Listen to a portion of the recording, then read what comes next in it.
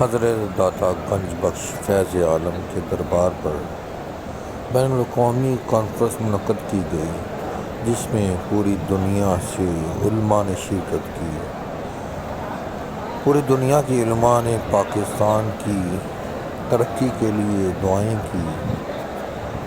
اس عالمی کانفرنس میں پوری دنیا کے نامور علماء کے ساتھ ساتھ پاکستان کے بھی علماء نے شرکت کی۔ اس کانفرنس میں ہزاروں کی تعداد میں لوگوں نے شرکت کی۔ جمعہ کی نماز کے بعد دعا کی گئی۔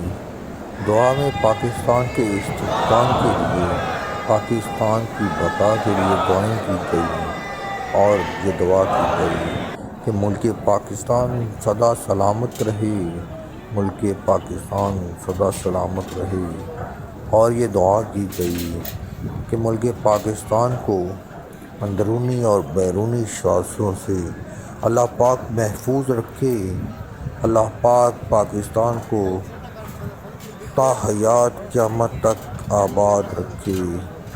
اب میری بھی دعا ہے کہ اللہ پاک ہم سب کا حامی و ناصر ہو۔ السلام علیکم ورحمۃ اللہ۔